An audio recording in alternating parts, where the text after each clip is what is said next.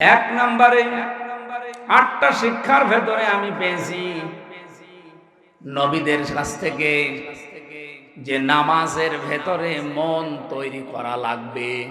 কিসের ভেতরে? প্রশ্ন আসতে পারে, সব নবীর না জামানায় কি নামাজ ছিল? হ্যাঁ, হযরতে আদম আলাইহিস সালাম থেকে শুরু করে মুহাম্মদ রাসূলুল্লাহ পর্যন্ত যত নবী আল্লাহ দুনিয়াতে পাঠিয়েছেন, প্রত্যেক নবীকে আল্লাহ পাক কম বেশি সেজদার হুকুম দিয়েছিলেন। হ্যাঁ, তাদের হয়তো এভাবে 5 ওয়াক্ত ছিল না, কিন্তু সেজদা দেওয়ার নিয়ম ছিল, কারণ সেজদা ছাড়া কেউ আল্লাহর নিকটবর্তী হতে পারে না। আসজুদ ওয়াক্তারিব, সেজদা দাও, আল্লাহর নিকটবর্তী হয়ে যাও। আদম আলাইহিস সালাম তাওবা করার মাধ্যমে উনি যে ফজরের 2 রাকাত নামাজ স্বামী আর স্ত্রী মিলে আরাফাতের ময়দানে পড়েছিলেন, আমরা তাফসিরের কিতাব থেকে হাদিস থেকে যেটা পেয়েছি, রব্বুল আলামিন আদমের প্রতি 350 বছর পরে এত খুশি হয়েছিলেন এই 2 রাকাত নামাজের সেজদায়। কিয়ামত পর্যন্ত উম্মতে মুহাম্মদী যারা আসবে তাদেরকে আল্লাহ এই 2 রাকাত নামাজ ফরজ করে দিয়েছে। ওই দিন হযরত আদম আলাইহিস সালাম যে দোয়া করেছিলেন, এই দোয়াটা আল্লাহর কাছে এত বেশি পছন্দনীয়, এত বেশি ভালো লেগেছে, আল্লাহ ডাক দিয়ে বলেছিলেন, আদম, কিয়ামত পর্যন্ত তোমার সন্তানাদি যারা আসবে তারাও যদি কোনো ভুল করে অপরাধ করে এই দোয়াটা পড়ে, আমি আল্লাহ তোমার মতো সন্তানদেরকেও মাফ করে দেব। আদমের সন্তান আমরা যারা জবান খুলে পড়েন, ইসলামিক চিন্তাবিদ, মুফাসসিরে কোরআন অধ্যক্ষ মুশতাক হোসাইন, মুশতাক ফয়েজ, পীর সাহেব নাগাই দরবার শরীফ কুমিল্লা, আলোচনা রাখবেন আগামীকাল মুফতি রেজাউল করিম আবরার। আরো যে সমস্ত মানুষের নাম আছে ওনারা আসবেন ইনশাআল্লাহ। যার মাধ্যমে এ পর্যন্ত এসেছি আমার প্রাণ প্রিয় প্রতিষ্ঠান ইসলামী বিশ্ববিদ্যালয় কুষ্টিয়া, ওখানকার প্রাক্তন ছাত্র, ইসলামিক চিন্তাবিদ, মুফাসসিরে কোরআন, আপনাদের এই গ্রামের কৃতি সন্তান, শ্রদ্ধাভাজন বড় ভাই জনাব মাওলানা আব্দুল হাই মোহাম্মদ সাইফুল্লাহ, আতালাল্লাহু উমরাহু ওয়া বারাকাল্লাহু ফি হায়াতি। মঞ্চে বসা ওলামায়ে কেরাম, সামনে বসা মুসলমান ভাইরা, পর্দার আড়ালের সম্মানিতা মা এবং বোনেরা, প্রশাসনের ভাইরা, প্রাণ প্রিয় বগুড়াবাসী, রিভাব দেন।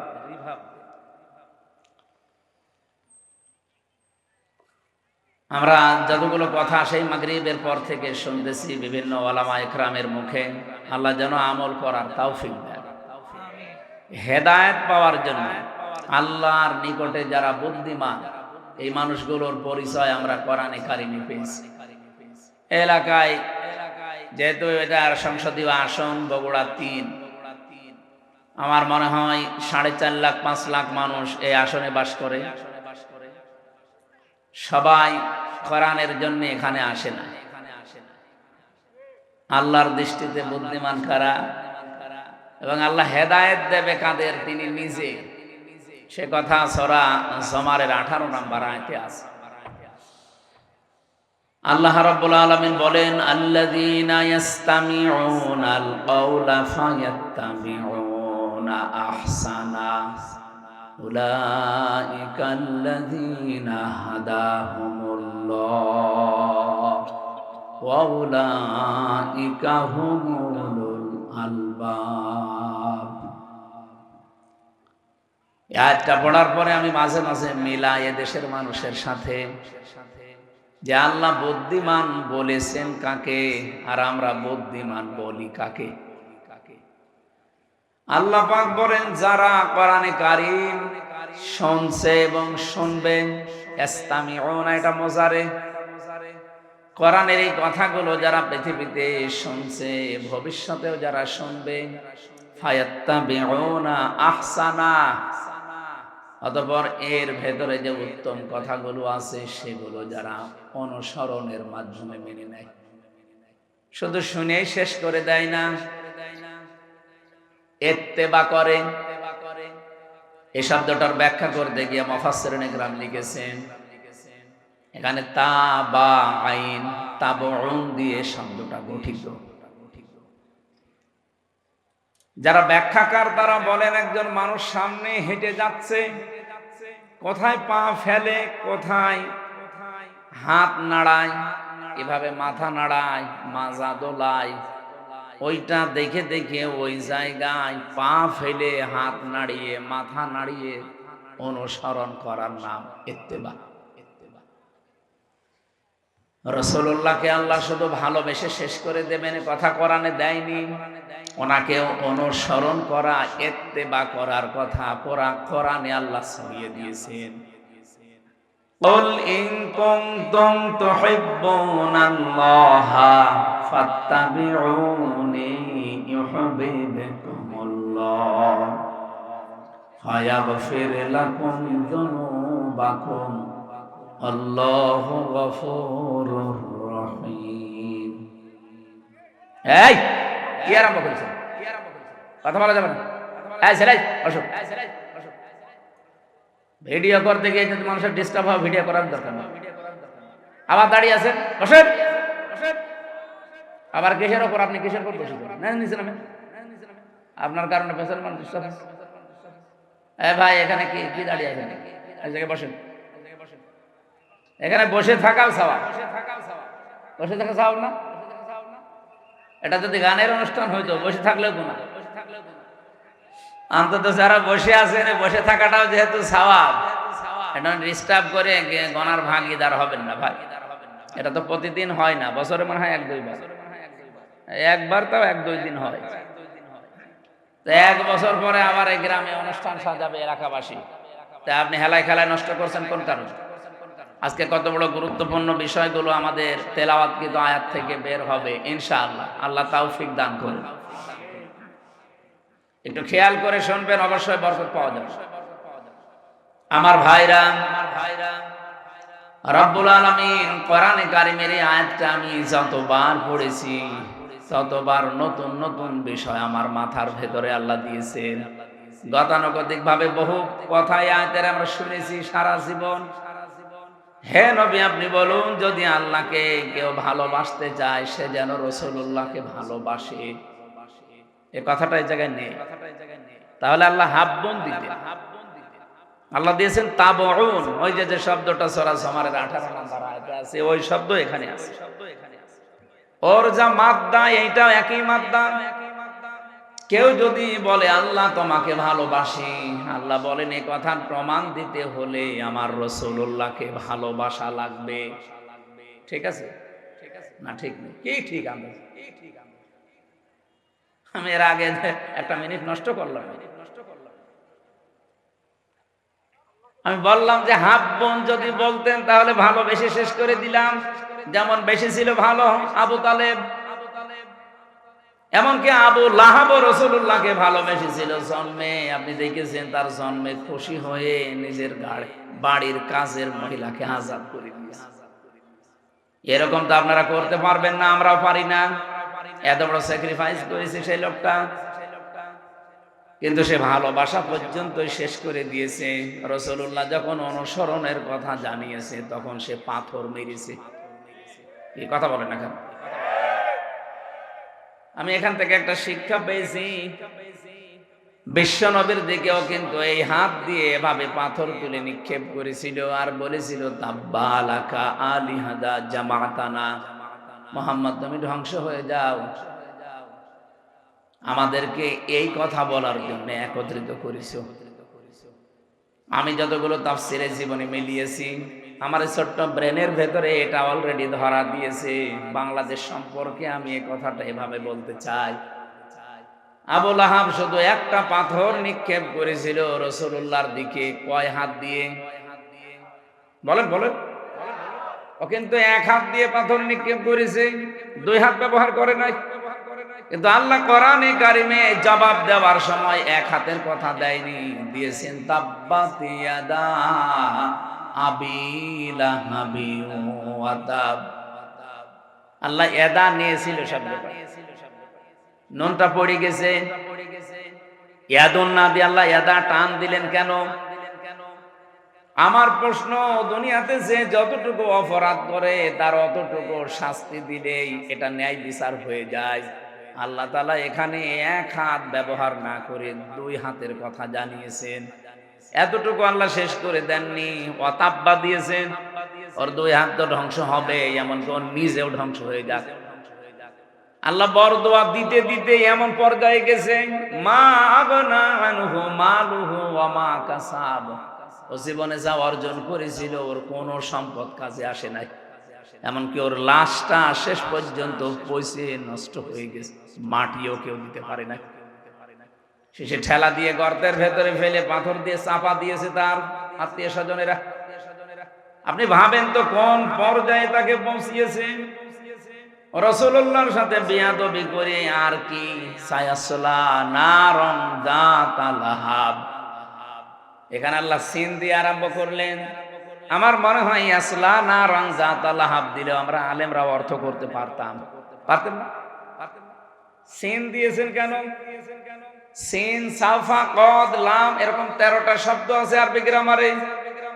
কোন সেন্টেন্সের আগে যদি একটা ব্যবহার হয়, বিশেষ করে সিন আর সাফা, তাহলে বাংলা অর্থ দাঁড়ায় অতি তাড়াতাড়ি, অতি শীঘ্রই।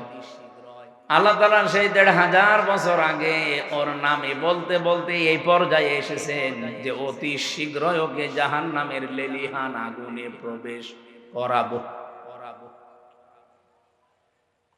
অতটুকু আল্লাহ বলেন না যে না, ওর স্ত্রী পর্যন্ত ওর সাথে থাকবে। এখান থেকে আমি যে কয়টা শিক্ষা বের করতে পেরেছি, তার 1 নম্বরে এই লোকটা এক হাত ব্যবহার করে হাত ধ্বংস হয়ে গেল। তার কয়টা? ওনা এইটা দিয়ে মেরেছে, এইটা তো কিছু করে নাই, কিন্তু এই হাত নড়াচড়া করেছিল।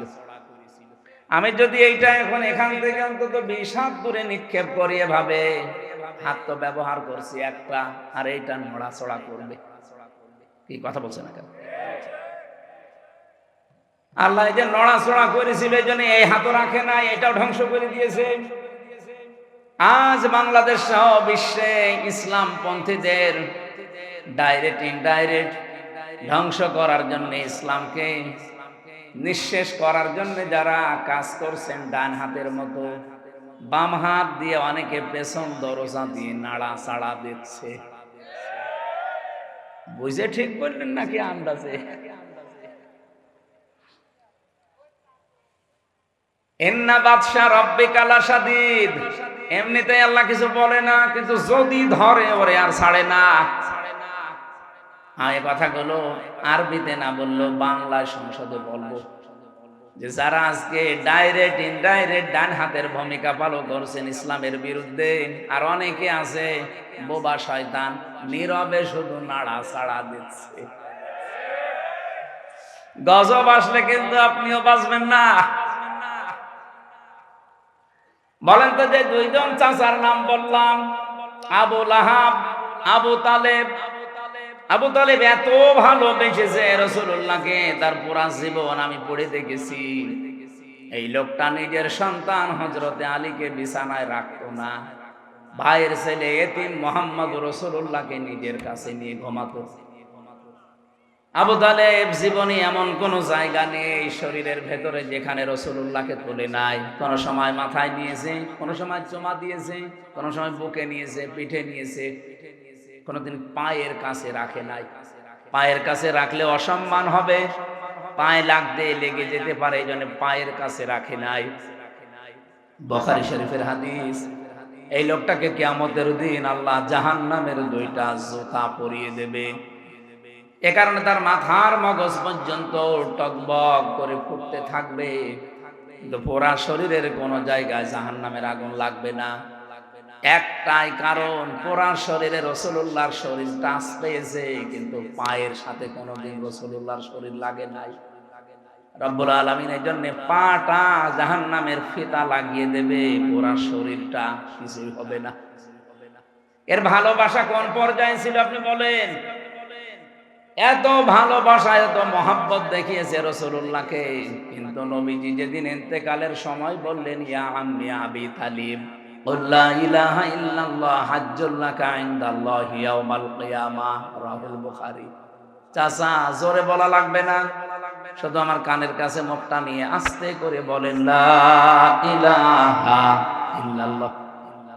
মুহাম্মাদুর রাসূলুল্লাহ বলা লাগবে না আপনার। আপনি শুধু আল্লাহর একাত্মবাদের স্বীকৃতিটা দেন, রিসালাতের ঘোষণা, এটা আমি জানি যে আমি রাসূল, আমি এটা নিয়ে নিলাম।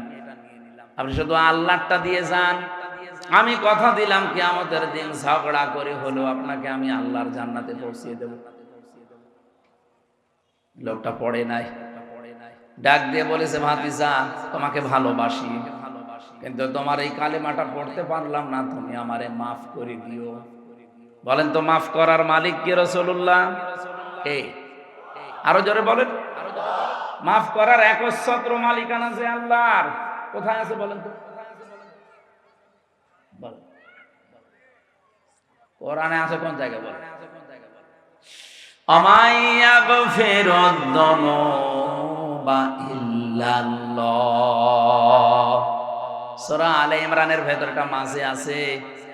রব্বুল আলামিন জানিয়েছেন মাফ করতে পারে গুনাহ শুধুমাত্র আল্লাহ ছাড়া, মাফ করার ক্ষমতা কারো নেই। হ্যাঁ, যদি আপনি হক বলে ইবাদত নষ্ট করেন, এটা আবার আল্লাহর না, এটা বান্দার। আপনি কোনো বৈধ কাজ করা লাগবে, এই জায়গায় যদি ঘুষ নিয়ে থাকেন, আপনি বান্দার হক নষ্ট করেছেন।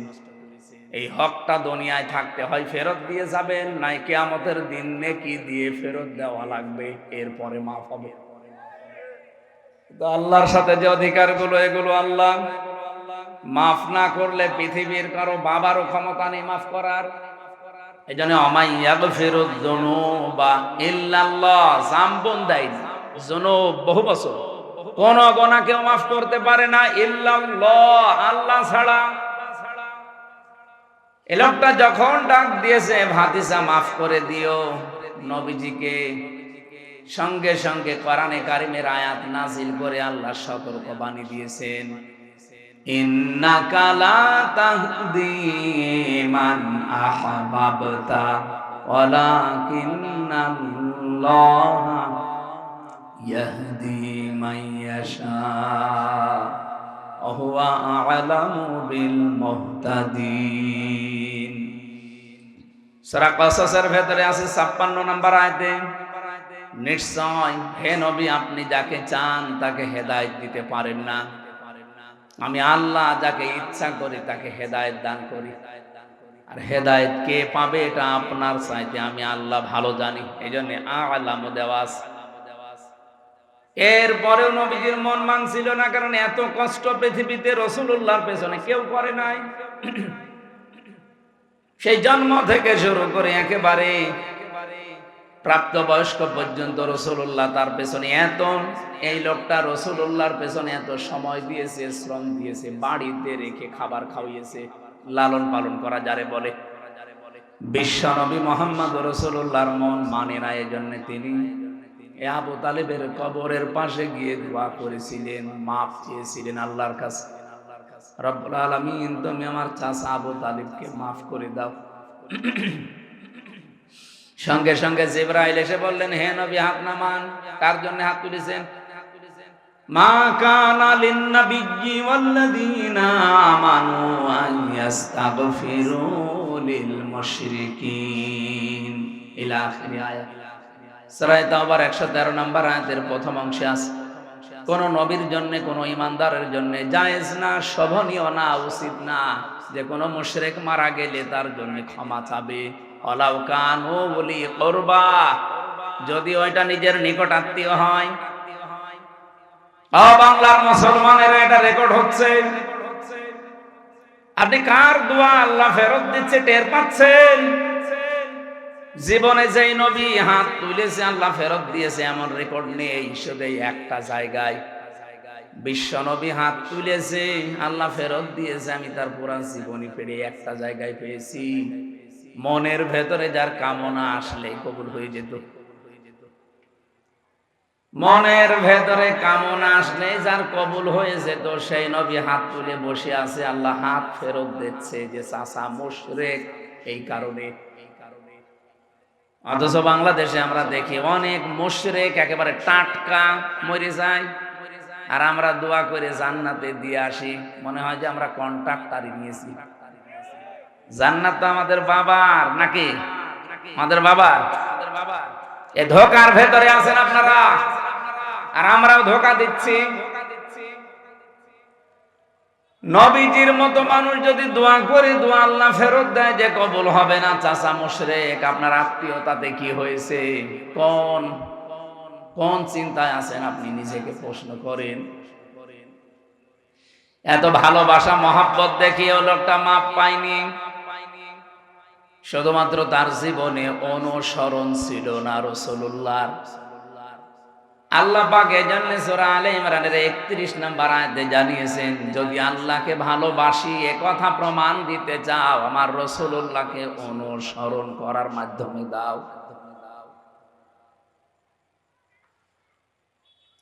ইউহিব্বুকুমুল্লাহ, এক নম্বরে আমি আল্লাহ নিজেই তোমাদেরকে তাহলে ভালোবাসা আরম্ভ করছি এবং করব। করেছি না, ইউহিব্বু এটাও মুজারে। কেউ যদি রাসূলুল্লাহকে অনুসরণ আরম্ভ করে, আমার আল্লাহ তাকে ভালোবাসা শুরু করবে। এদিকে তাকান, ভালো করে এই শব্দটা বোঝেন। কোরআনের কোন শব্দ যদি কেউ বোঝার জন্য চেষ্টা করেন, 500 রাকাত নফল নামাজের সওয়াব হবে। এই যে ভাই, এই কে এটা কে? ঠিক আছে, ঠিক আছে। আল্লাহ পাক বলেন, আমি যদি কাউকে ভালোবাসা আরম্ভ করি, কয়েকটা পুরস্কার তাকে দেই। ওয়াগফির লাকুম যুনুবাকুম আল্লাহু গফুরুর রহিম। এক নম্বরে আমি আল্লাহ নিজে তাকে মাফ করে দিচ্ছি এবং দেব। গোনা কয়টা মাফ করব? আল্লাহ জামবন দিতে পারতেন, জামবানে দিতে পারতেন, দিয়েছেন যুনুব। একটা গোনাও তার বাকি থাকবে না। আর যখন থেকে রাসূলুল্লাহর অনুসরণ আরম্ভ করবে, ওই দিন থেকে ওর জীবনের সব অপরাধ আমি আল্লাহ মাফ করে দেব। না মাফ করে দিয়েছি, দেব। নওগাঁ বগুড়াবাসী এবার বলেন তো, কেউ যদি রাসূলুল্লাহকে অনুসরণ আরম্ভ না করে, আল্লাহ তাকে মাফ করবে, ভালোবাসা আরম্ভ করবে? বলেন বলেন। এই আয়াতটার ব্যাখ্যা পড়ে আমি যতটুকু বুঝলাম, এই পৃথিবীতে কেউ যদি রাসূলুল্লাহর অনুসরণ আরম্ভ না করে, ও যদি আকাশ দিয়ে উড়িয়েও যায়, আল্লাহ ওকে এখনো ভালোবাসা আরম্ভ করেনি। এখন আমার প্রশ্ন, ভাই এই যে অনুসরণটা, এটা কি আংশিক না পূর্ণাঙ্গ? বলেন বলেন। বাংলাদেশে বহু মানুষ আমরা রাসূলুল্লাহর অনুসরণ করি ভালোবাসার মাধ্যমে, কিন্তু আংশিক। হয়তো টুপি দিয়ে, জুব্বা দিয়ে, দাড়ি দিয়ে, পাগড়ি দিয়ে, দস্তরখানা বিছিয়ে খাবার খাওয়া, এই অনুসরণ আমাদের শেষ। জীবন কি এই শেষ না আরো আছে? আপনাকে তো অনুসরণ করা লাগবে পূর্ণাঙ্গ। এই পূর্ণাঙ্গ অনুসরণের কথাগুলো যখন আমরা বিস্তারিত বলতে চাই, তখন যারা ওই আংশিক অনুসরণ করে অভ্যস্ত, তারা আমাদেরকে শত্রু মনে করে। আমার কথা মনে হয় বুঝে ফেলেছেন। না বোঝার ভান করে আছেন কারা? হাত তোলেন তো। আপনি এখনো বোঝেননি?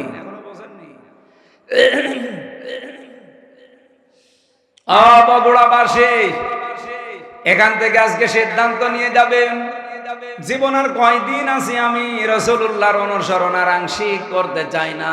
যত ঝড় ঝাপটা আসুক না কেন, অনুসরণ আমি করতে চাই পূর্ণাঙ্গ। কথা বলেন না কেন? আর রাসূলুল্লাহকে অনুসরণ করতে হলে কোরআনে কারীমকে ইত্তেবা, অনুসরণ যেটা, ফায়াত্তাবিউনা আহসানা, এর ভেতরে যে উত্তম কথাগুলো আছে, সেগুলো অনুসরণের মাধ্যমে প্রমাণ দেওয়া লাগবে। আল্লাহ পাক এই কথা বলে শেষ করেননি, আয়াতটা শেষ করলেন, উলাইকাল্লাযীনা হাদাহুমুল্লাহ, এই মানুষগুলোকে আমি আল্লাহ হেদায়েত দিচ্ছি এবং দেব। এখানে ফাইল বা কর্তা সরাসরি আল্লাহ নিজে। রব্বুল আলামিন বলেন, আমি নিজে তাদেরকে হেদায়েত দেব। তাহলে আল্লাহর হেদায়েত পাওয়ার একটা শর্ত এখানে পেলাম, কোরআনে এখান থেকে আজকে যা শুনবেন এটা আজকে থেকে জীবনে অনুসরণ করার সিদ্ধান্ত নিয়ে বাড়ি যাওয়া লাগবে। আউলাইকা হুম উলুল আলবাব। তাহলে আল্লাহর দৃষ্টিতে আপনি বুদ্ধিমান, জ্ঞান সম্পন্ন, বুদ্ধিমান বলে বিবেচিত হবেন। আল্লাহ আমাকে সহ প্রত্যেককে আজকের তেলাওয়াতকৃত আয়াত থেকে মূল শিক্ষাগুলো নিয়ে বাড়ি যাওয়ার তৌফিক দেন, বলেন আমিন। দরুদ আর সালাম আমাদের নবী মুহাম্মদ রাসূলুল্লাহ সাল্লাল্লাহু আলাইহি ওয়াসাল্লামের প্রতি। আমি তেলাওয়াত করেছি আপনাদের অনেকের পরিচিত সূরা লোকমানের 12 নম্বর আয়াত। 34টা আয়াত আছে, 4টা রুকু আছে, মক্কায় নাযিল হয়েছে। একটা মাত্র আয়াতের উপরে আমাদের আজকের কথা হবে ইনশাআল্লাহ। এই পৃথিবীতে যত জ্ঞানী বান্দাদের নাম আমরা শুনেছি, তাদের ভেতরে অন্যতম একজন মানুষ লোকমান। আমি তার জীবনী পড়তে গিয়ে পেয়েছিলাম, ইবনে কাসির বর্ণনা দিচ্ছে এই পৃথিবীতে 3 জন কালো মানুষের নাম পাওয়া যায়।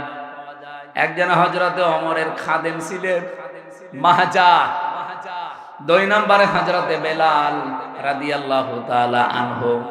3 নম্বরে লোকমান আলাইহিস সালাম। চেহারা এত কালো, আমরা তো বুঝবো কালো বললে কি কাক অথবা হাড়ির তলা অথবা এই যে মাইক্রো, এ তো কি কালো। এর চাইতে হযরতে লোকমান আলাইহিস সালাম আরো কালো ছিলেন। তার ঠোঁট গুলো ছিল ঝুলে যাওয়া, মাথার চুলগুলো ছিল উস্কো খুস্কো, চেহারা ছিল একেবারে বেটে, মানে একেবারে শর্ট। বলেন তো চেহারার যে বর্ণনা এতক্ষণ বললাম, ওনাকে যদি এখন সামনে আনি বারবার দেখতে মনে চাবে। অথচ এই মানুষটার মর্যাদা আল্লাহর কাছে এত বেশি, রব্বুল আলামিন কোরআনে কারীমের 34টা আয়াত সম্বলিত একটা সূরা তার নামে নাজিল করে তাকে চিরন্তন করে দিয়েছে। তাকে চিরন্তন করেছিলেন কোন কোন কারণে? যে সমস্ত কারণগুলো আছে কোরআনের 34টা আয়াতের ভেতরে, অন্যতম হচ্ছে তিনি তার সন্তানকে, সবাইকে না, তিনি তার সন্তানকে ওসিয়ত করেছিলেন আল্লাহ রাব্বুল আলামিনের সম্পর্কে। ওসিয়ত আর নসিহত কিন্তু এক না। ওসিয়ত শব্দটার বাংলা অর্থ হয় জোরালো ভাবে তাকিদ দিয়ে বলাকে।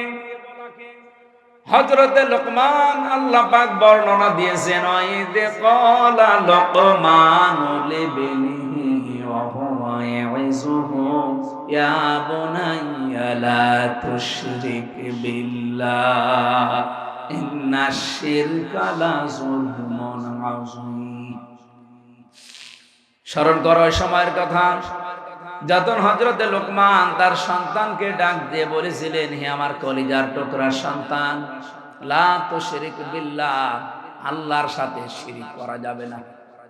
ইন্না শিরকা লা যুলমুন আযীম, অবশ্যই শিরিক একটা বড় জুলুম। এটা বড় গুনাহ না, এই জায়গায় বড় জুলুমের কথা বলা হয়। পৃথিবীতে যত জুলুম হতে পারে সব চাইতে বড় জুলুম আল্লাহর দৃষ্টিতে শিরিক করা। এই জন্য পৃথিবীর সব গুনাহ মাফের গ্যারান্টি পাওয়া যায়, কিন্তু শিরিক করলে আল্লাহ ঘোষণায় দিয়েছে যে মাফ হবে না। এই পৃথিবীতে যত নবীর জীবনী আমি পড়েছি, সব নবীদের কম বেশি হয়তো নসিহত ওসিয়ত আল্লাহ করেছিলেন, ওহী পাঠিয়েছিলেন। কিন্তু পৃথিবীর 2,24,000 বলেন আর 1,24,000 বলেন, যত নবী আল্লাহ পাঠিয়েছে প্রতিটি নবীকে একটা ওহী সবাইকে জানিয়েছে, সেটা শিরিক করা যাবে না। ওয়ালাকাদ উহিয়া ইলাইকা ওয়া ইলাল্লাযীনা মিন ক্বাবলিকা লাইন আশরাকতা বিল্লাহ ইলা আখিরি আয়াত। লাইন আশরাকতা লা ইয়াহবাতান্না আমালুকা ওয়া লা তাকুনান্না মিনাল খাসিরিন।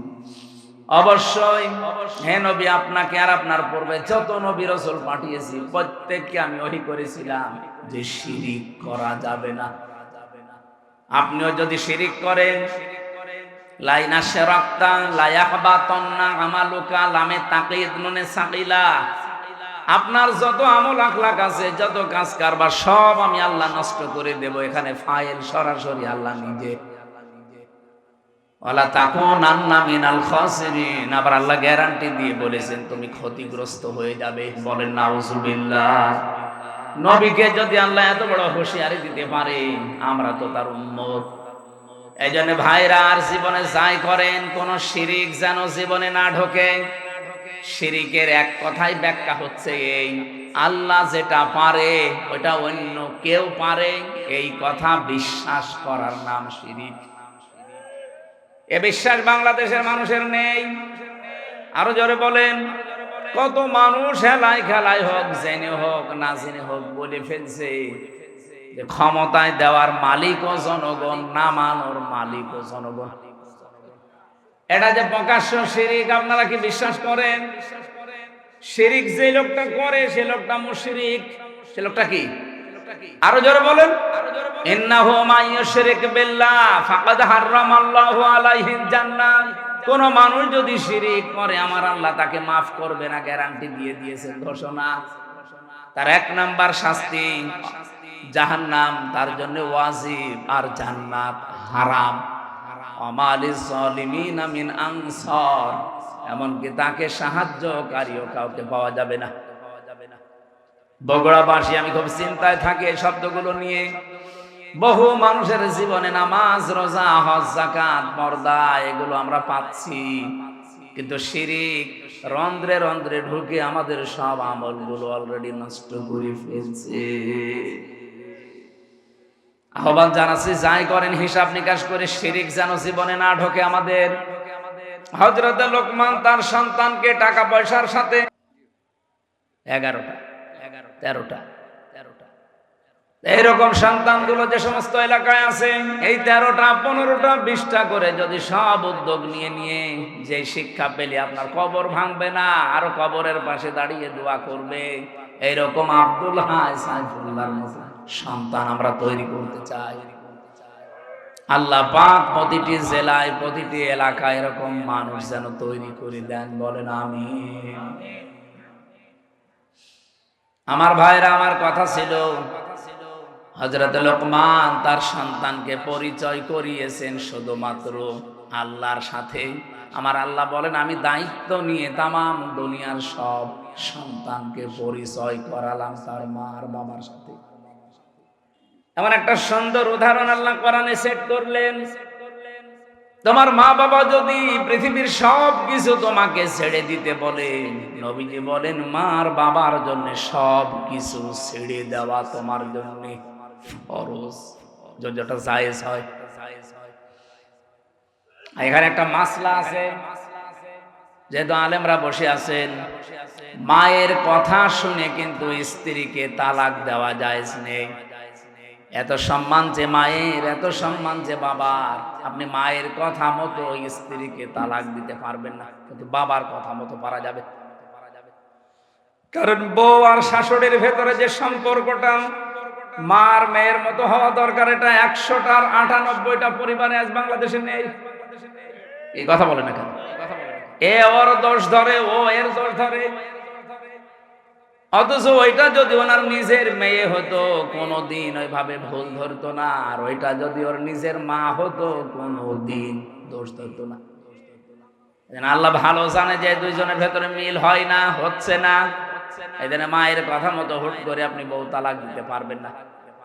বাবার কথা মতো যদি ওটা জায়েজ পর্যায়ে যায়, তাহলে বউ বাদ দেওয়া যায়। আমার ভাইরা, আমি একটা বাস্তব কথা বলছি। আজ বাংলাদেশের আমার যতটুকু ধারণা আমি দেখি এবং শুনি, এদেশের আজ 100টা পরিবারের 90টা পরিবারে শান্তি নেই, শুধুমাত্র বউ আর শাশুড়ির এই ছোট মনের কারণে। আমরা আহ্বান জানাবো, মেয়েরা যারা এসেছেন, আপনাদের মনটা আপনারা উদার করবেন। কয়দিন থাকবেন এই দুনিয়াতে? এই ছোট্ট দুনিয়ার ফেরেবে পড়ে যদি বিশাল আখেরাত আপনি পরিবারেই নষ্ট করে ফেলেন, আপনার মতো কি বলবো আহাম্মক আর কেউ নেই। প্রত্যেককে আহ্বান জানাচ্ছি, নিজের মায়ের মতো মনে করে চলেন। নিজের মাও তো কত দোষ করে, ভুল করে, আপনি সবই সহ্য করে নেন, মাফ করে দেন। নিজের মেয়েও তো কত ভুল করে, না জানলে শিখিয়ে দেন। শাশুড়ি গুলো যদি এই পর্যায়ে তৈরি হয়, আর পুত্রবধূ গুলো যদি মেয়ের মতো তৈরি হয়, বাংলাদেশের পরিবারে স্বামীদের হাড়ের রোগ হবে না। বিয়ে করেনি তো হাসতেছে, বিয়ে করলে টের পেত। বিয়ে যারা করে না ওরা ওসব এখনো পায়নি। আমি তো যতটুকু দেখছি, হাজারো পরিবারে আজ আমরা পুরুষ মানুষ যারা হার্টের রোগী, এই বউ আর শাশুড়ির এই ছোট মনের কারণে। এই এলাকায় মনে হয় এরকম মহিলা নেই। সম্মানিত মা বোনেরা, শুধু নামাজ পড়া, রোজা রাখার, কালো বোরকা পরা ইবাদত না, শাশুড়ির সাথে মায়ের মতো আচরণ করা ইবাদত। পুত্রবধূর সাথে নিজের মেয়ের মতো আচরণ করা, এটা ইবাদত। আপনি কিন্তু জালেম হয়ে মরবেন। এই শাশুড়ি যারা কিছু হলেই শুধু ছেলের কানে কানে তুলে দেয়, এটা তাল লাগায়, এর কারণে ছেলেটারও তার বউকে দেখতে পারে না, পরিবারে অশান্তি হয়, মেয়েটা অশান্তিতে থাকে। এই শাশুড়ি এরকম মন যাদের আছে, এরকম আচরণ যারা করেন, আপনি কিন্তু জালেম হয়ে মরবেন। এরকম শাশুড়ি কার বাড়িতে আছে একটু হাত তোলেন দেখি। এই এলাকায় তো ভালো মানুষ, সব দেখালাম, অনেক ভালো।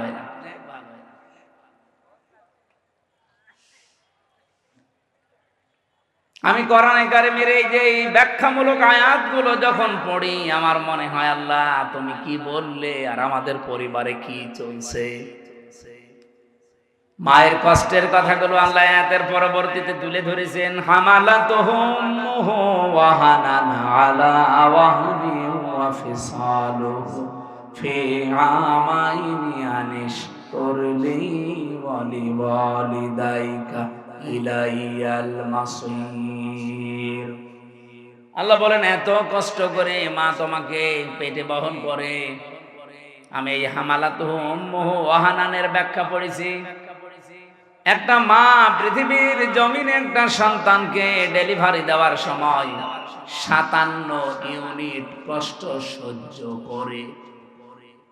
বিজ্ঞানী আয়াতের ব্যাখ্যা করতে গিয়ে জানিয়েছে, এই পৃথিবীর যত শক্তিশালী মানুষ হোক, এমনকি যদি ডোনাল্ড ট্রাম্প হয়, ও সর্বোচ্চ 47 না 45 ইউনিট কষ্ট সহ্য করতে পারবে।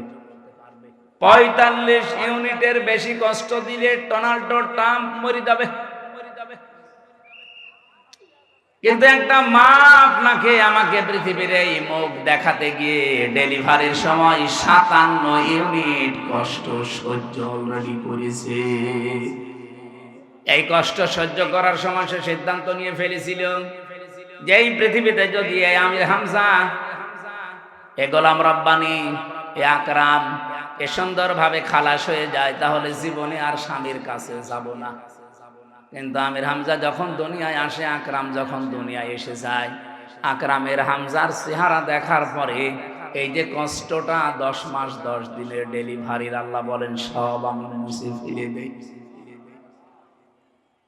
আমরা যারা সন্তান আছি, আমাদেরকে যেহেতু পরিচয় আল্লাহ করিয়ে দিচ্ছেন মা আর বাবার সাথে, এই পৃথিবীতে আমরা জানি আল্লাহ পাক বাদে কারো আইন মানা জায়েজ। ওয়াকাদা রাব্বুকা আল্লা তা'বুদু ইল্লা ইয়্যাহু ওয়া বিল ওয়ালিদাইনি ইহসানা। আল্লাহর আইন মানা কি? সবাই বলে। আর মা বাবার আইন মানা না, না ফরজ না। মা বাবার আইন মানা ফরজ না। ওয়া বিল ওয়ালিদাইনি ইহসানা, মা বাবার সেবা করা ফরজ। আর যার মা বাবা তার সেবা করা ফরজ। কথা বোঝা গেছে? যার মা বাবা, সে নারী হোক আর পুরুষ হোক, তার সেবা করা ফরজ। অন্য কেউ যদি না করে তার গুনাহ হবে না। হ্যাঁ, সে যদি দায়িত্ব পালন করে তাহলে তার সওয়াব হবে।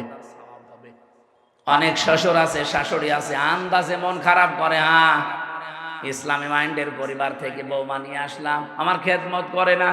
আরে বৌমা আপনার খেদমত করবে কোথায় পেয়েছেন আপনি? আপনার খেদমত যদি করা দায়িত্ব হয়ে থাকে, ফরজ হয়ে থাকে, এটা আপনার সন্তানের। তো ঠিক বললে তো হচ্ছে না, কারণ বহু সন্তান আমরা চাই। আমি আছি, রব্বানি আছে, আব্দুল হাই আছে, হাজারো সন্তান আমরা চাই। আমার মা বাবার যে সম্মান আমরা তো জানি, তাদের সেবা করা, তাদের খেদমত করা, কিন্তু অধিকাংশ পরিবারে আমরা পারি না আমাদের বউর কারণে। কি কথা বললেন না কেন? এটা তো রেকর্ড হচ্ছে, আমার ম্যাডামও মনে হয় শুনবে, শুনুক, আমার আর কোনো ভয় নেই। এখন আমরা এমপি তো ভয়। আমি চাই তারাও যেন অন্তত এটা মেনে নিতে পারে। আমরা অধিকাংশ মানুষ আজ হার্টের রোগী হয়ে যাচ্ছি, হার্ট অ্যাটাক করে মানুষ মরতেছে। মির্জা আব্বাস এখন আছে, কি হবে আল্লাহ জানে, মরি যেন না যায়। অন্তত জীবনের একটা আশা যে মাননীয় স্পিকার এ কথা বলবো। এখন তো সিঙ্গাপুরে যে অবস্থা, যদি মরে যায় ওখানে তো আবার সে পাটোয়ারি চলে আসতে পারে।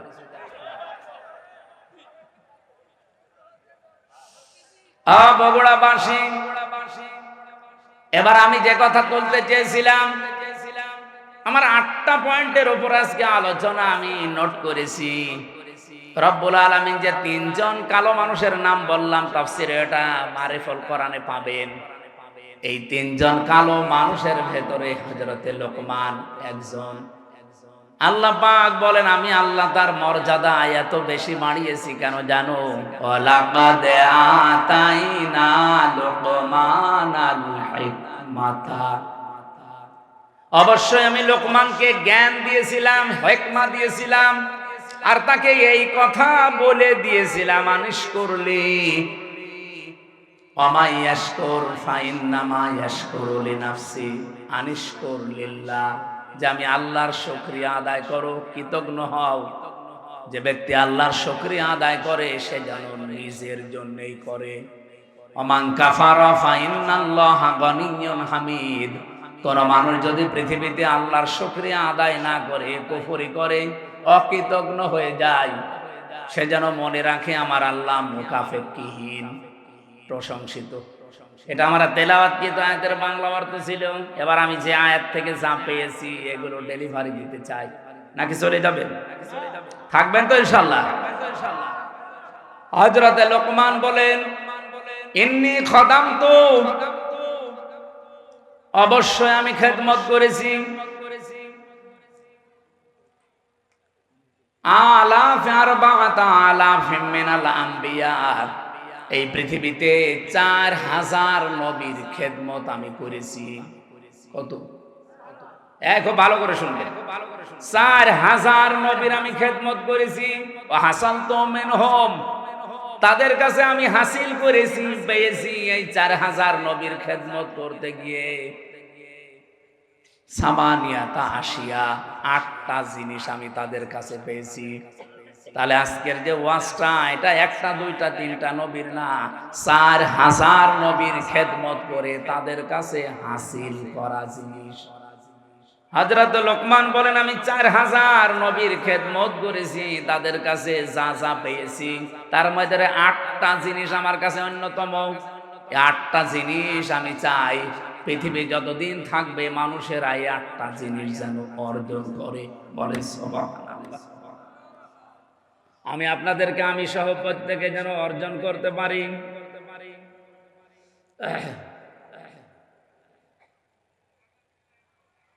বারবার কল মানুষ দেয়, বিবেক আছে, জানিয়েছে আলোচনা।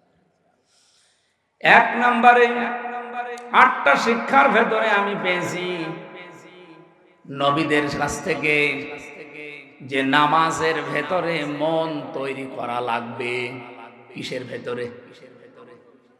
প্রশ্ন আসতে পারে, সব নবীর না জামানায় কি নামাজ ছিল? হ্যাঁ, হযরতে আদম আলাইহিস সালাম থেকে শুরু করে মুহাম্মদুর রাসূলুল্লাহ পর্যন্ত যত নবী আল্লাহ দুনিয়াতে পাঠিয়েছেন, প্রত্যেক নবীকে আল্লাহ পাক কম বেশি সেজদার হুকুম দিয়েছিলেন। হ্যাঁ, তাদের হয়তো এভাবে 5 ওয়াক্ত ছিল না, কিন্তু সেজদা দেওয়ার নিয়ম ছিল, কারণ সেজদা ছাড়া কেউ আল্লাহর নিকটবর্তী হতে পারে না। আসজুদ ওয়াক্তারিব, সেজদা দাও, আল্লাহর নিকটবর্তী হয়ে যাও। আদম আলাইহিস সালাম তাওবা করার মাধ্যমে উনি যে ফজরের 2 রাকাত নামাজ স্বামী আর স্ত্রী মিলে আরাফাতের ময়দানে পড়েছিলেন। আমরা তাফসিরের কিতাব থেকে হাদিস থেকে যেটা পেয়েছি, রব্বুল আলামিন আদমের প্রতি 350 বছর পরে এত খুশি হয়েছিলেন এই 2 রাকাত নামাজের সেজদায়। কিয়ামত পর্যন্ত উম্মতে মুহাম্মদী যারা আসবে তাদেরকে আল্লাহ এই 2 রাকাত নামাজ ফরজ করে দিয়েছে। ওই দিন হযরত আদম আলাইহিস সালাম যে দোয়া করেছিলেন, এই দোয়াটা আল্লাহর কাছে এত বেশি পছন্দনীয়, এত বেশি ভালো লেগেছে, আল্লাহ ডাক দিয়ে বলেছিলেন, আদম, কিয়ামত পর্যন্ত তোমার সন্তানাদি যারা আসবে তারাও যদি কোনো ভুল করে অপরাধ করে এই দোয়াটা পড়ে আমি আল্লাহ তোমার মতো সন্তানদেরকেও মাফ করে দেব। আদমের সন্তান আমরা যারা জবান খুলে পড়েন, রব্বানা যালামনা আনফুসানা ওয়া ইল্লাম তাগফির লানা ওয়া তারহামনা লানাকুনান্না মিনাল খাসিরিন। ফজরের নামাজের যে 2 রাকাত, এটা আদম আলাইহিস সালাম থেকে পাওয়া। জোহরের নামাজের যে 4 রাকাত, হযরত ইব্রাহিম আলাইহিস সালাম থেকে পাওয়া। আসরের নামাজের যে 4 রাকাত, হযরত উসাইর আলাইহিস সালাম থেকে পাওয়া। মাগরিবের নামাজ যে 3 রাকাত, হযরত আইয়ুব আলাইহিস সালাম থেকে পাওয়া। এশার নামাজ যে 4 রাকাত, এটা হযরত আয়েশার কারণে স্পেশাল ভাবে আল্লাহ মুহাম্মদুর রাসূলুল্লাহকে দিয়েছে। রব্বুল আলামিন বলেন, হযরত লোকমান, তাকে আমি আল্লাহ জ্ঞান দিয়েছিলাম, হিকমা দান করেছিলাম। এই জ্ঞান পাওয়ার পরে তার প্রথম কাজ হয়েছে সে শুকরিয়া আদায় করেছে আল্লাহর। তাহলে এখান থেকে কয়েকটা শিক্ষা পাওয়া যায়। জ্ঞান যারা পাবে, জ্ঞানী তো আল্লাহর দৃষ্টিতে তারা যারা আল্লাহর কাছে নত হবে, নম্র হবে, শুকরিয়া আদায় করবে আল্লাহর নিয়ামতগুলোর। তা আমাদের আচরণটা পুরা উল্টা। একটা ভিডিও দেখছিলাম আজকে আসার সময়, নৌকা নিয়ে পার হয়ে যাচ্ছে একজন, 2 জন শিক্ষিত মানুষ। মাঝিকে নৌকা যখন একেবারে নদীর মাঝে, অনেক সুন্দর সুন্দর কথা শোনাচ্ছে মাঝি, তুমি আমাদের বাবা, তুমি আমাদের দাদা, বাবা দাদা খালু যা বলার সব বলছে, যে শুধুমাত্র নদীটা আস্তে আস্তে পার করো। এ কথাগুলো শুনতে শুনতে বেশ নদীটা পার করে যেই ডাঙ্গায় তুলে দিয়েছে, ডাঙ্গায় নামার পরে এমন গালিগালাজ আরম্ভ করেছে। আমার এই উদাহরণটা ভিডিওতে দেখার পরে মনে হচ্ছিল বাংলাদেশে আজ অনেকেই এই আচরণ করছে।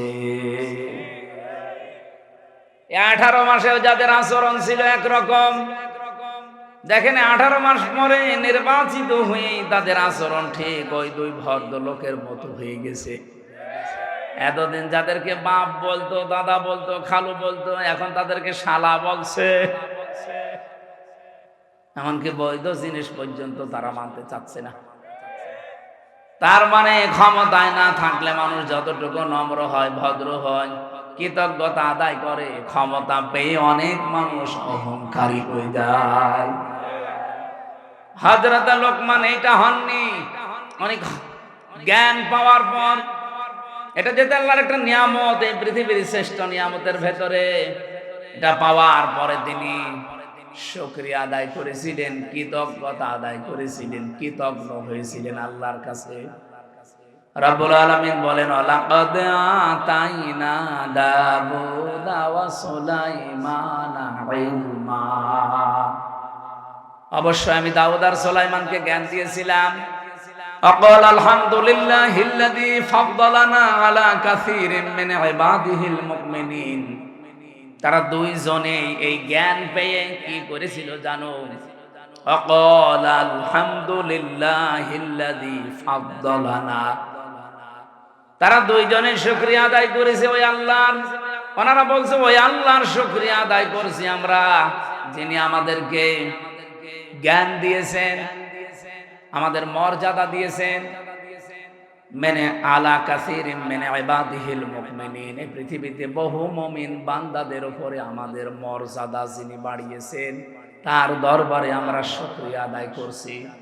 জ্ঞান পাওয়ার পরে জ্ঞানী মানুষদের আচরণ হওয়া দরকার তারা নত হবে আল্লাহর দরবারে, দরবারে ইলাহিতে তারা আরো নম্র হবে, ভদ্র হবে, মাথা নত করবে। আর আমাদের মুসলমান আমরা দাবি করে দেখছি আমাদেরটা পুরা উল্টা। লোকমান আলাইহিস সালাম 4000 নবীদের কাছে যেই কথাগুলো শিক্ষা পেয়েছিলেন তার এক নম্বরে বলেন যে সেজদা দেওয়া লাগবে, জীবনী নামাজ, এটা যেন কেউ না ছাড়েন। প্রত্যেক নবী যেহেতু এটা পেয়েছিলেন। দ্বিতীয় নম্বরে তিনি বলেন আমি এই শিক্ষাটা নবীদের কাছ থেকে পেয়েছি, যদি কেউ কারো বাড়িতে প্রবেশ করেন সে যেন উকি ঝুঁকি না দেয়। আজ আমাদের সামাজিক জীবনে এটা আছে না নেই? বেশ ভালো মানুষ মনে হয়, বাড়িতেও ঢোকে, সালাম দিয়েই ঢোকে, ঢোকার পরে শয়তান তারে দখল করে নেয়, বাড়ির ভেতরে শুধু এদিকে ওদিকে উকি ঝুঁকি দেয়।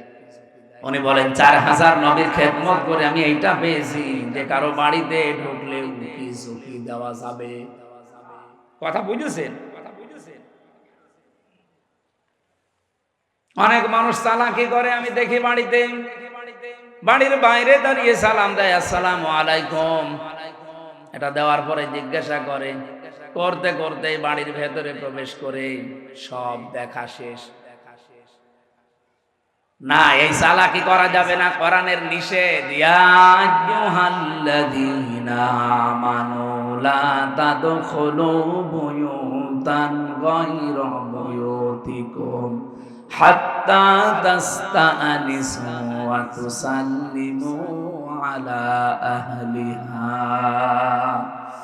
রব্বুল আলামিন বলেন, হে নবী, ইমানদারদেরকে বলেন নিজের ঘর হোক আর অন্যের ঘর হোক, সালাম দেওয়া অনুমতি ছাড়া কারো বাড়িতে যাওয়া, এটা আমাদের আর সামাজিক জীবনে আছে। বলেন বলেন, এটা আল্লাহ যেন আমাদের মেনে চলার তৌফিক দেন, বলেন আমিন। এটা অনেকেই হেলায় খেলায় নষ্ট করে, আমলটা করতে চায় না। না, এটা কোনো অনেক গুরুত্বপূর্ণ বিষয়, কোরআনে আল্লাহ যেহেতু দিয়েছেন। বহু মানুষ এই ছোট্ট আমলটার ভেতরে, এরপরে আমি কিছু আয়াতের ব্যাখ্যা পড়ে তাফসিরে দেখেছি, আজ যারা নিজেদের স্ত্রীকে প্রথম 1 বছর 1.5 বছর 2 বছর ভালো লাগে, কিন্তু এরপরেই দেখি সংসার আর টেকে না, নিজের বউর চাইতে অন্যের বউ দেখলেই কেমন যেন ভালো লাগে। এরকম মানুষ দেশে নেই? আপনি আছেন এরকম? এই রোগ দেশে আছে না নেই বলেন তো? প্রথম কিন্তু ভালোই লাগে। কালকেও একটা বিচার এসেছিল আমার কাছে, প্রায় রাত 10:30 পর্যন্ত এটার বিচার আমি করেছি। একজন মাওলানা, আমি নাম নিলাম না, উনি এসে ওনার স্ত্রী সহ 2 জনই এসেছে। স্ত্রীর অভিযোগ হচ্ছে যে এমপি সাহেব, এ স্বামী আমারে প্রথম বিয়ের 3 মাস 4 মাস 6 মাস 1 বছর খুব ভালোবেসেছে, কিন্তু এখন যেন আমার দিকে ওর আর মন নেই। মাওলানা আমারে আস্তে করে বলছে যে হ্যাঁ আসলে তো কথা একেবারে মিথ্যা না, প্রথম প্রথম ভালোই লাগতো, কিন্তু এখন আমার অন্যের বউ দেখলেই ভালো লাগে, আমারটা আর ভালো লাগে না। বললাম এইটা একটা রোগ, এ রোগের ঔষধ আছে না নেই? বলেন বলেন। قل للمؤمنين يغضوا من أبصارهم ويحفظوا فروجهم ذلك أزكى لهم إلى آخر آية। হে নবী, মুমিন পুরুষদেরকে বলেন তারা যদি এই 2টা ঔষধ খেতে পারে, 1 নম্বরে আপনি চক্ষুকে নিম্নগামী করবেন, 2 নম্বরে লজ্জা স্থানের হেফাজত করবেন। বহু ডাক আসবে, বহু ষড়যন্ত্র চক্রান্ত শয়তান বিছিয়ে রাখবে। এই 2টা ঔষধ যদি কেউ মাত্র 1টা মাস একটু পালন করতে পারেন, আল্লাহর কসম আমি এই আয়াতের বিশ্বাস নিয়ে বলছি, আপনার নিজের বউ ভালো লাগবে, অন্যের বউ তখন আপনার কাছে খারাপ লাগবে। 1টা মাস একটু করে দেখেন, চক্ষুকে নিম্নগামী করবেন, যেটা দেখা যায় না এটা দেখবেন না, আর নিজের লজ্জা স্থানটা একটু বাঁচিয়ে রাখেন। 1 মাস 6 মাস 1 বছর না, 1 মাস যদি এভাবে একটু কন্টিনিউয়াস করা যায়, আল্লাহর সাহায্য আসবে। তখন আর এই হাজারো পরিবারে যে সংসার আজ ভেঙে যাচ্ছে এইটাও বন্ধ হবে। এখানে যারা এরকম রোগী আমরা আছি, আমরা যেন রোগ মুক্ত হতে পারি, আল্লাহ তৌফিক দেন, বলেন আমিন। সত্যি করে বলেন তো এরকম রোগ আছে কার? কোন এলাকায় ওয়াজ করতে আসলাম গো? এটা সব আল্লাহর ওলি।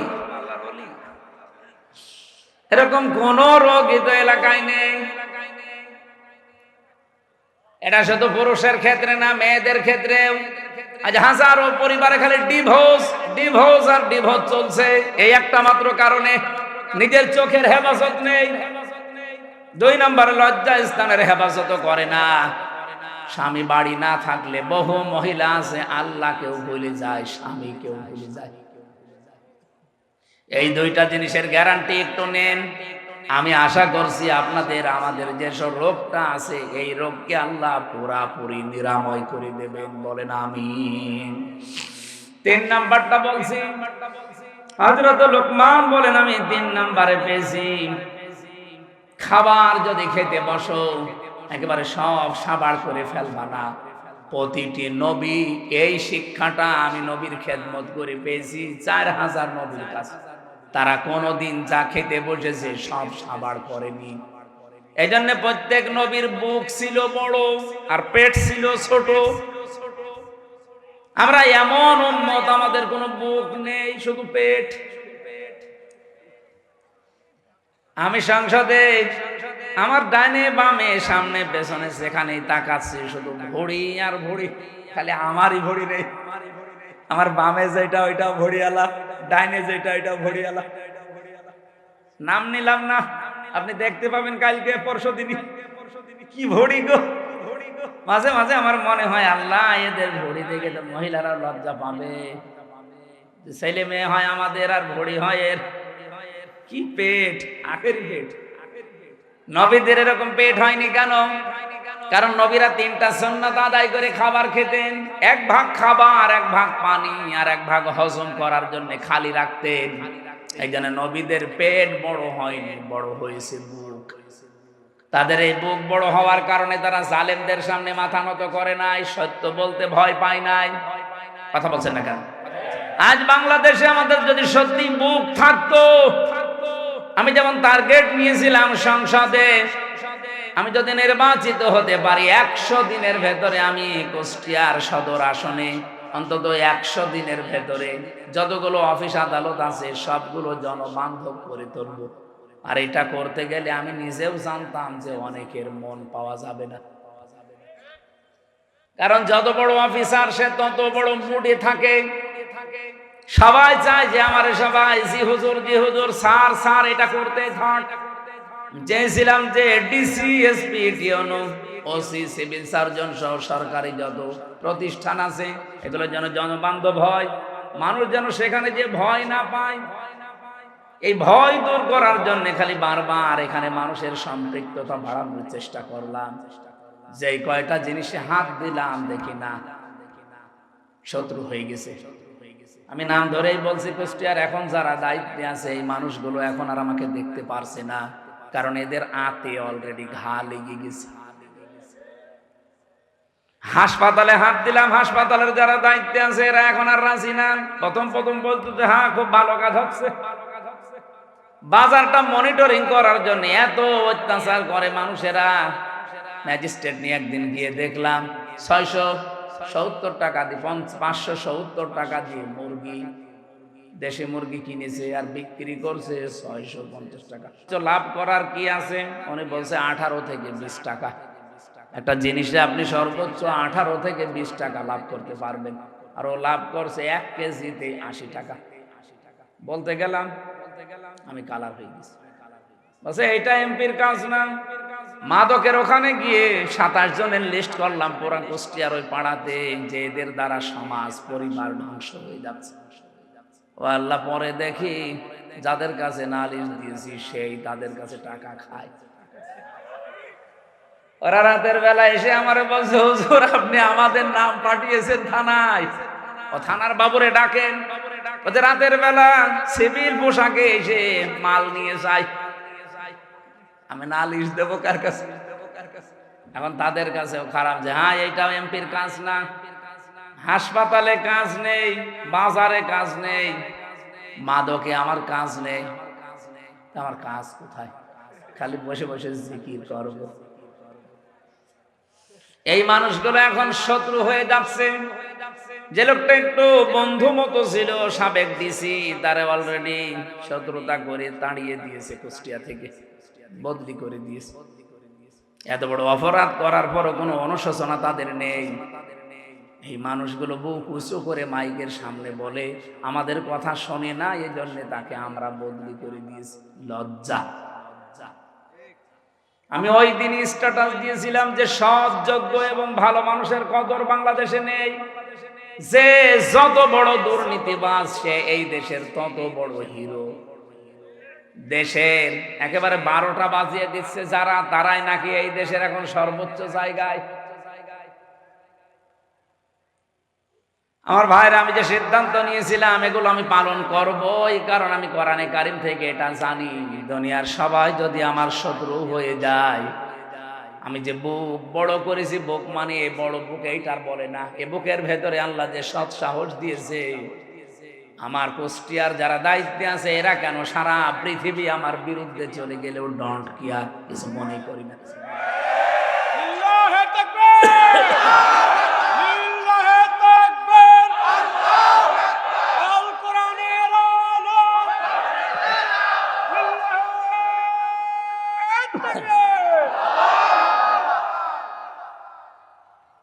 নির্বাচনের আগে যেই কথাগুলো মাওলানা হোসাইন একটা টাচ দিয়েছিল, এত বেশি শত্রুতা বাংলাদেশে কোনো এমপির বিরুদ্ধে কেউ করে নাই। আমার একেবারে সেই 11 সাল থেকে শুরু করে কাটসাট ভিডিওগুলো এনে 64 জেলায় ওরা 64টা মামলা পর্যন্ত দিয়েছিল। কে দিয়ে? আমি একটা উদাহরণ দিতে গিয়ে 8 জনের নাম বলেছিলাম, তার ভেতরে আরাফাত রহমান, ওনার নামটাও ছিল।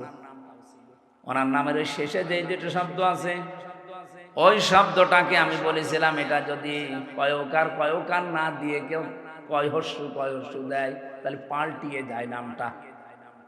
এরকম আরো 8টা নাম বলেছিলাম, সেগুলো বলে নাই। এই 15 সেকেন্ডের ভিডিও ছেড়ে 64 জেলায় 64টা মামলা দিয়েছে। ওরা মনে করেছিল মামলা দিলে মনে হয় এ বসে যাবে। আরে ভাই, আমি তো আয়না ঘরে থাকা মানুষ, জেল ও তো আমার কাছে শ্বশুর বাড়ি মনে হয় না। আয়না ঘরে থেকে আমি ফাঁসির কন্ডেম সেলের ভেতরে ছিলাম 3 বছর, খেয়ে না খেয়ে আমি ঝুলেছিলাম প্রায় 11 ঘন্টা, মাথা নিচের দিকে পা উপরের দিকে দিয়ে। আর আপনি আমার এখন ভয় দেখাচ্ছেন মামলা।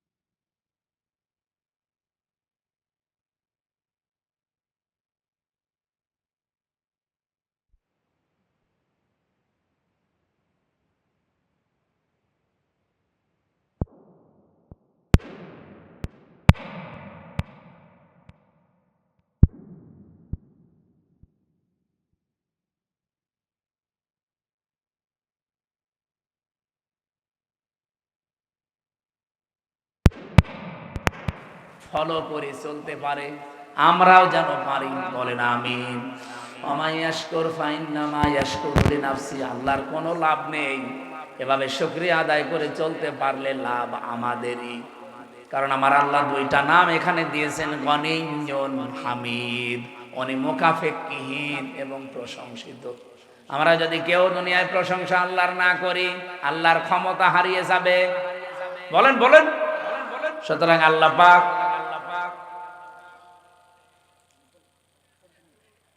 সম্মানিত উপস্থিতি, মাহফিলের আজীবন দাতা সদস্য করার জন্য ওনারা আপনাদের আহ্বান জানিয়েছেন। সর্বনিম্ন 1000 টাকা। এটা যেহেতু কিয়ামত পর্যন্ত অন্তত আশা করছে চলবে। ওনারা আর কয়দিন, ওনারা নাই মুরব্বী নাই আর 20 বছর, সাইফুল্লাহ ভাই নাই আর 50 বছর, এরপরেও তো চলবে। এটা না চলবে না, কিয়ামত পর্যন্ত আশা করছে এটা চলবে। যারা আপনাদের পরবর্তী প্রজন্ম আসবে তারা যেন এই দাতা হয়ে থাকে। আমরাও বিভিন্ন জায়গায় অলরেডি দাতা হয়ে আছি, আমার যতটুকু সামর্থ্য আছে। আপনারা সর্বনিম্ন 1000 টাকা করে, আমার মনে হয় যদি 313 জনের একটা টার্গেট আছে না, ওই রকম থাকলে 3 লাখ 3.5 লাখ টাকা এমনি উঠে যাবে। আপনারা এই কাজটা করে যাবেন এখানে যারা আছেন, যদি পারেন। এখন তো রাত 12টা বাজে, এখন আর মোবাইল নাম্বারটা দিয়েছেন মাওলানার কাছে, অথবা এই মসজিদে যারা বসে আছে ওনাদের কাছে দিয়ে যাবেন। আল্লাহ আমাদের তৌফিক দিন, ভালো কাজে সাহায্য করেন। আল্লাহুম্মা আমিন। রব্বা